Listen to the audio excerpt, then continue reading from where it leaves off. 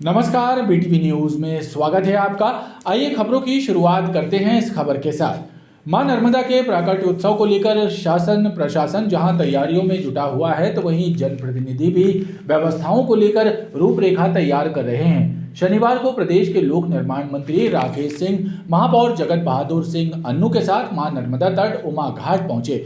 यहां उन्होंने जिला प्रशासन, पुलिस और नगर निगम के अधिकारियों सहित स्थानीय लोगों के साथ बैठक की और नर्मदा प्राकट्योत्सव की व्यवस्थाओं को लेकर उचित दिशा निर्देश दिए। आगामी 16 जनवरी को मां नर्मदा का प्राकट्योत्सव संस्कारधानी में पूरी श्रद्धा और उल्लास के साथ मनाया जाएगा। इस मौके पर शहर और मां नर्मदा के घाटों पर विभिन्न धार्मिक कार्यक्रम होंगे। लाखों श्रद्धालु मां नर्मदा तट, ग्वारी घाट सहित अन्य घाटों पर नर्मदा पूजन और दर्शन के लिए पहुंचेंगे, जिसे देखते हुए तैयारियां की जा रही हैं।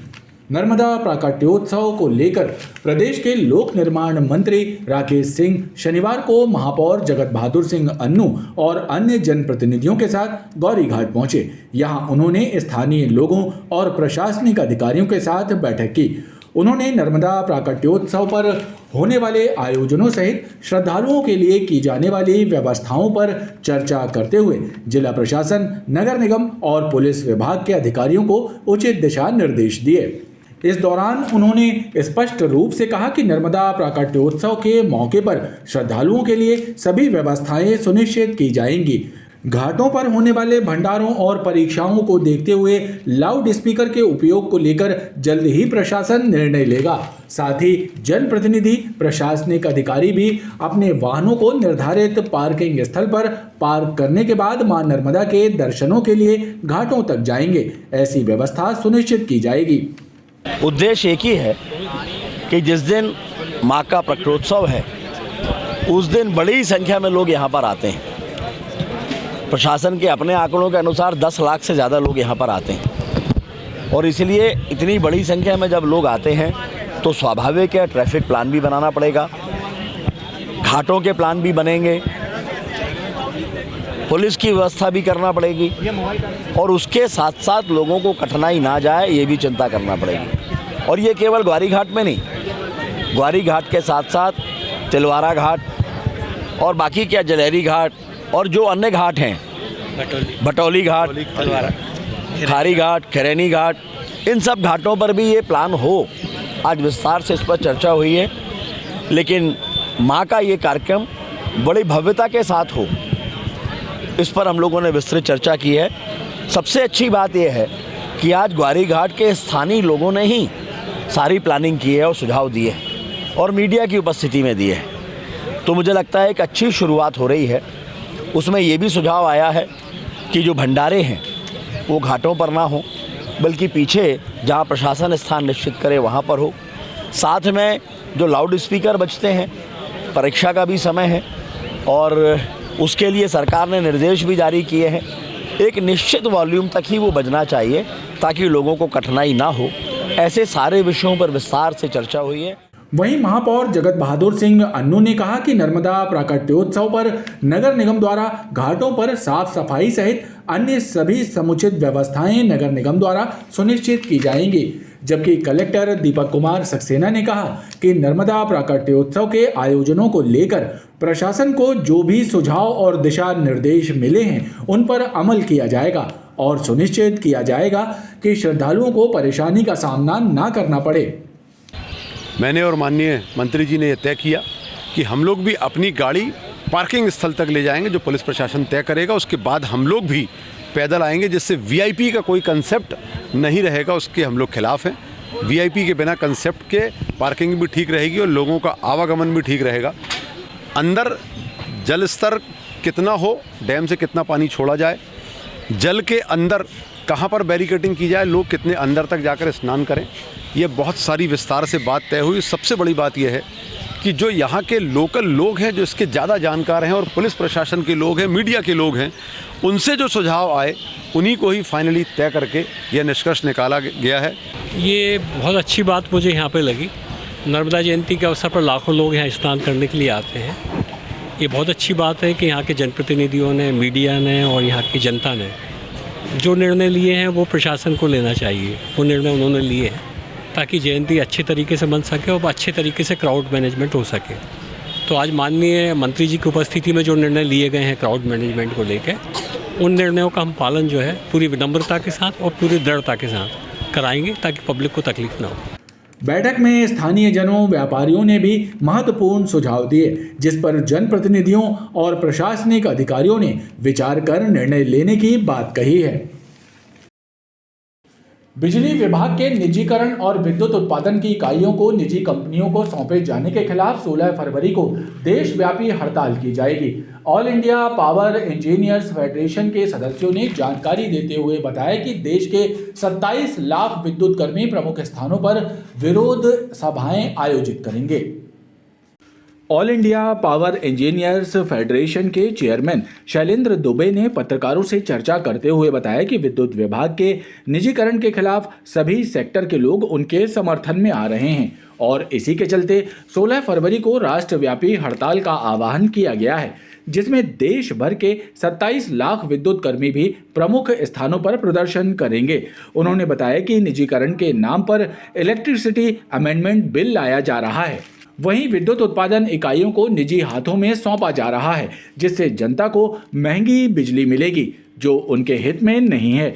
इसके विरोध स्वरूप ही हड़ताल का निर्णय लिया गया है। आज की बैठक में यह गंभीर चिंता प्रकट की गई है कि पावर सेक्टर के जनरेशन के, ट्रांसमिशन के, डिस्ट्रीब्यूशन के निजीकरण की कोशिश जिस प्रकार से की जा रही है वह जनता के हित में नहीं है। मसलन मध्य प्रदेश में ज्वाइंट वेंचर में अमरकंटक का पावर हाउस दिया जा रहा है सेंट्रल कोलफील्ड लिमिटेड को, जिसके पास कोई अनुभव नहीं बिजली घर बनाने का। उससे जो महंगी बिजली बनेगी कम से कम 40 पैसे महंगी बिजली बनेगी। आम जनता तक पहुँचते पहुँचते उसकी कीमत 1 रुपये ज़्यादा हो जाएगी। इसी प्रकार से 18 सब स्टेशन अदानी को, 17 सब स्टेशन एक और कंपनी को, 35 सब स्टेशन मध्य प्रदेश में बिजली के वह प्राइवेट कंपनियों को दे दिए गए हैं। उससे व्हीलिंग चार्जेस उनके बढ़ेंगे, उससे भी जनता पर उसका खर्चा बढ़ेगा। निजीकरण के नाम पर इलेक्ट्रिसिटी अमेंडमेंट रूल बनाए जा रहे हैं, इलेक्ट्रिसिटी अमेंडमेंट बिल लाया जा रहा है। तो इन सब के विरोध में यह विचार विमर्श किया गया और यह संकल्प लिया गया कि जनता के हित में सस्ती बिजली, क्वालिटी बिजली सरकारी क्षेत्र में ही सबसे ज़्यादा अच्छी दी जा सकती है। और यह निर्णय हुआ है कि 16 फरवरी को राष्ट्र भर में अन्य उद्योगों में हड़ताल हो रही है, लेकिन बिजली के क्षेत्र में हड़ताल होने से जनता को अचानक बहुत बड़ी तकलीफ ना हो, इसलिए इस राष्ट्रव्यापी हड़ताल के दौरान देश के 27 लाख बिजली कर्मचारी सभी प्रमुख स्थानों पर राज्यों के मुख्यालयों में विरोध सभाएं करेंगे, विरोध प्रदर्शन करेंगे।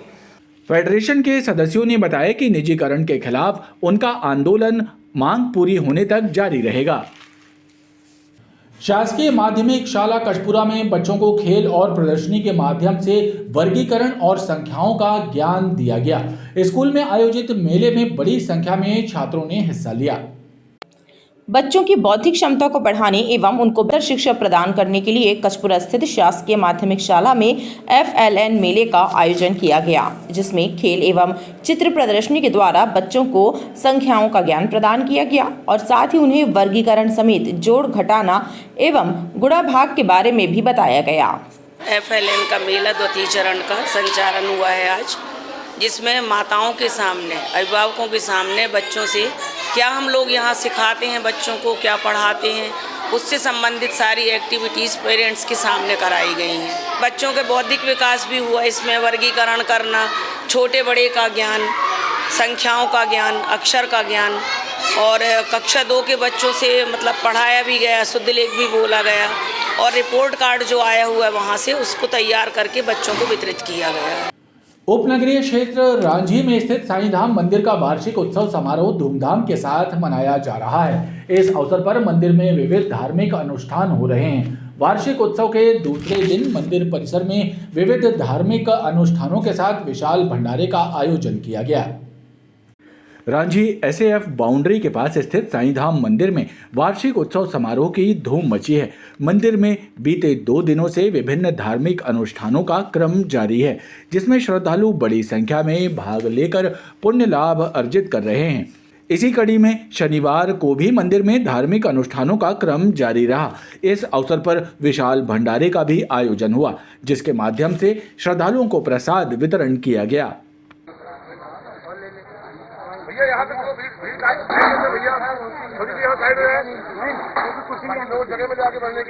साईं धाम मंदिर रांझी अपना 30वां वार्षिक उत्सव समारोह मना रहा है, जिसमें कल प्रथम दिन में शोभा यात्रा और आज दूसरे दिन में अखंड महारुद्र अभिषेक समापन होने के बाद सुंदरकांड कन्या भोजन के बाद विशाल भंडारे का आयोजन किया गया है, जिसमें संपूर्ण रांझी वासी भारी संख्या में आके बाबा का आशीर्वाद और भंडारा ग्रहण कर रहे हैं और विभिन्न झांकियां और मां के प्यारे प्यारे चरित्र साईं धाम में सजाए गए हैं। सभी भक्त दर्शन करके हर्षोल्लास हो रहे हैं और कल 11 फरवरी को शाम 7 बजे से भजन संध्या का आयोजन श्री राजेश कपूर एवं नयन कपूर द्वारा किया गया है और कल जो ये अखंड महारुद्र अभिषेक भोलेनाथ का चला है, इसका कल जलशयन विसर्जन कल 11 बजे सुबह होगा।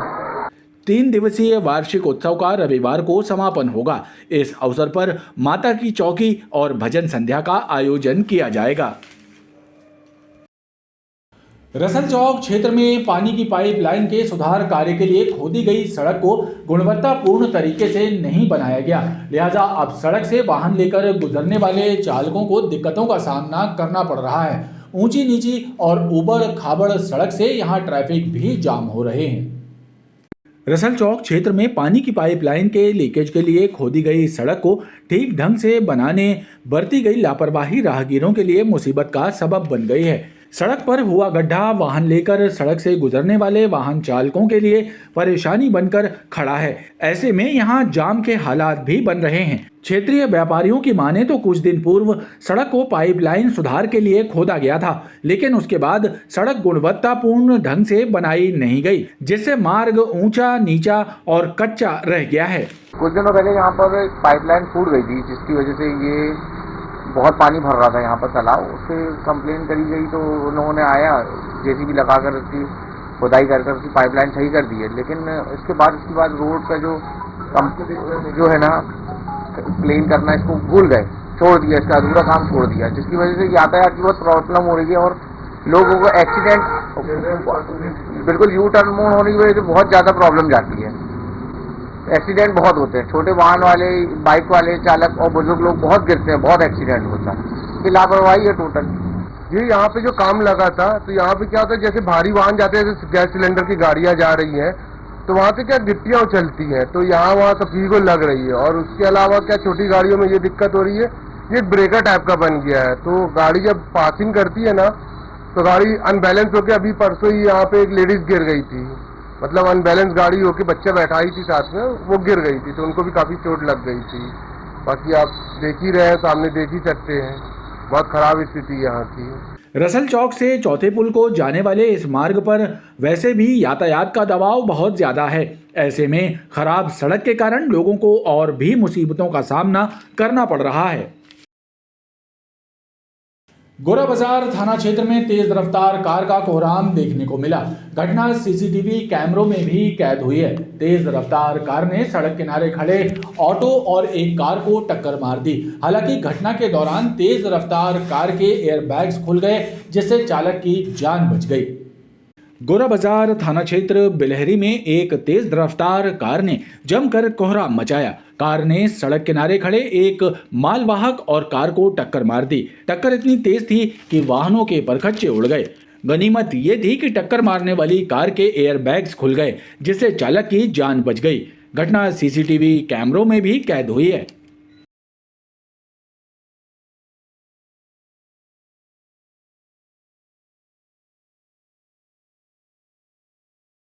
इस घटना की जानकारी लगते ही पुलिस मौके पर पहुंच गई थी। पुलिस ने कार को जब्त कर लिया है और कार के नंबर के आधार पर चालक की पतासाजी शुरू कर दी है। गोरा बाजार थाना में बिलहरी क्षेत्र का मामला है। ओवर स्पीड गाड़ी ने जो है 2 वाहनों को टक्कर मारी है, खड़े हुए खाली वाहनों, उनका नुकसान हुआ है। बस थाने पर FIR की गई है 279 में, और वीडियो फुटेज और गाड़ी के आधार पर, नंबर के आधार पर आगे उसमें जाँच की जा रही है। नहीं है सर, जनहानि नहीं। पुलिस का कहना है कि इस हादसे में कोई जनहानि होने की खबर नहीं है। कार में कौन सवार था, इसका पता लगाया जा रहा है। घमापुर थाना क्षेत्र चांदमारी तलैया टेस्टिंग रोड भूतनाथ मंदिर के पास चाकू और कारतूस लेकर घूम रहे एक बदमाश को घमापुर पुलिस ने गिरफ्तार किया। आरोपी के विरुद्ध आर्म्स एक्ट की धाराओं के तहत प्रकरण दर्ज किया गया है। घमापुर पुलिस ने जानकारी देते हुए बताया कि बीती रात मुखबिर की सूचना के आधार पर पुलिस ने टेस्टिंग रोड पर दबिश देकर संदिग्ध हालत में खड़े युवक को पकड़ा। तलाशी लेने पर उसके पास मछली नुमा चाकू और 2 कारतूस बरामद हुए। पूछताछ में युवक ने अपना नाम पीयूष ज्योतिषी बताया, जो सिहोरा का रहने वाला है। उसके विरुद्ध आर्म्स एक्ट की कार्रवाई की गई है। पीयूष ने कारतूस बाबू सिंधी से लेने की बात बताई है, जिसकी तस्दीक की जा रही है। सूचना मिली थी कि एक व्यक्ति अपने पास धारदार चाकू और बुलेट लिए हुए है, घूम रहा है, तो एक टीम के द्वारा जाकर उसको पकड़ा गया। भूतनाथ मंदिर के पास वो पकड़ा गया, जिसका नाम पता पूछने पर पीयूष जोशी बताया। पीयूष जोशी को एक धारदार चाकू और बुलेट जब्त करके कार्रवाई कर जेआर पर लिया गया है। बाकी पूछताछ की जा रही है।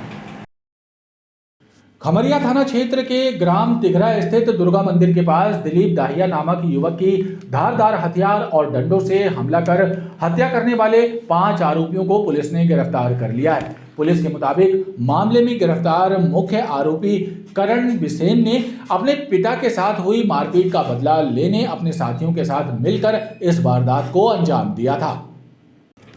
खमरिया थाना क्षेत्र के ग्राम तिघरा में गुरुवार की रात दिलीप दाहिया नामक युवक पर कुछ बदमाशों ने धारदार हथियार और डंडे से हमला कर दिया था। इस घटना में घायल दिलीप दाहिया की मौत हो गई थी। पुलिस ने मामले में हत्या का प्रकरण दर्ज किया था और आरोपियों की पतासाजी शुरू की थी। जांच के दौरान पुलिस ने तिघरा निवासी करण बिसेन को अभिरक्षा में लिया, जिसमें पूछताछ में बताया कि दिलीप दाहिया और नितिन शर्मा ने उसके पिता गोविंद बिसेन से मारपीट की थी और इस मारपीट का बदला लेने के लिए उसने अपने साथी गगन टिंगरे, समन यादव, पीयूष यादव और जुबैद अली उर्फ फैजान खान के साथ मिलकर इस वारदात को अंजाम दिया था। पुलिस ने 5 आरोपियों को प्रकरण में विधिवत गिरफ्तार किया है और उनसे घटना में उपयोग की गई 2 मोटरसाइकिलें और हथियार जब्त कर प्रकरण की जाँच की जा रही है। और आइए अब एक नजर डालते हैं मौसम पर। एमपी में एक बार फिर मौसम में बदलाव हुआ है, जो अगले 3-4 दिनों तक जारी रहेगा। ऐसे में जबलपुर सहित प्रदेश के अन्य संभागों में कहीं कहीं हल्की बारिश तो कहीं तेज आंधी चलेगी। मौसम विभाग की माने तो जबलपुर सहित कई शहरों में न्यूनतम तापमान 10 डिग्री सेल्सियस के आसपास बना हुआ है। मध्य प्रदेश के मौसम में एक बार फिर बदलाव देखने को मिल रहा है। ठंडी हवाओं के साथ आसमान पर बादलों की मौजूदगी नजर आ रही है, जो अगले 3-4 दिनों तक देखने को मिलेगी। ऐसे में जबलपुर, नर्मदापुरम, सागर, शहडोल संभाग में कहीं बारिश तो कहीं तेज हवाएं चलने की संभावना है। मौसम वैज्ञानिकों की माने तो प्रदेश के कई जिलों में न्यूनतम तापमान 10 डिग्री या उसके आसपास दर्ज किया गया है। आगामी 13 फरवरी तक जबलपुर और अन्य संभागों में बारिश की संभावना बनी हुई है। डे 1 का जो है यहाँ पे जबलपुर संभाग और नर्मदापुरम संभाग के कुछ जिलों में बूंदाबांदी और कुछ जगहों में गरज चमक के साथ वर्षा, जिसमें नर्मदापुरम, बैतूल, छिंदवाड़ा, सिवनी, बालाघाट, मंडला, ढिंडोरी यहाँ पे वज्रपात होने की संभावना है। हालांकि कोई तेज हवा चलने की विशेष संभावना नहीं है।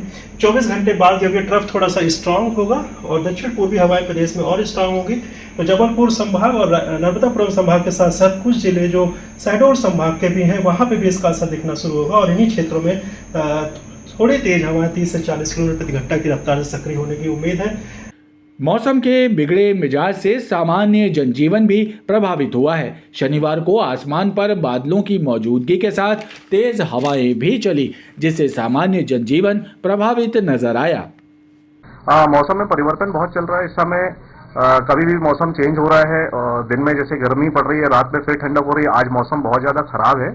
ये जो असर हो रहा है, ये जम्मू कश्मीर में जो बर्फबारी हो रही है उसका असर लगता है। ये में जो नॉर्थ साइड है, जो वहाँ पे जो ठंडी हवाएं चल रही हैं, वो अपने इस साइड बह रही हैं, जिस वजह से मौसम का परिवर्तन लगातार बदलते जा रहा है। और अभी आप देख रहे हो कि अभी फिर से ठंडी जो है अपने उच्चतम स्तर पर पहुँच रही है, जिससे काफ़ी जो मौसम है बार बार परिवर्तन उससे हो रहा है और लोग इससे थोड़ा सा परेशानी है मौसम के परिवर्तन से।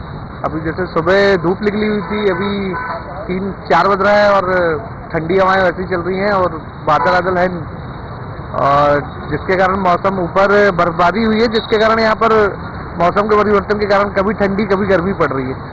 जिले का न्यूनतम तापमान सामान्य से 3 डिग्री सेल्सियस कम 10.2 डिग्री सेल्सियस और अधिकतम तापमान 24.3 डिग्री सेल्सियस दर्ज किया गया है।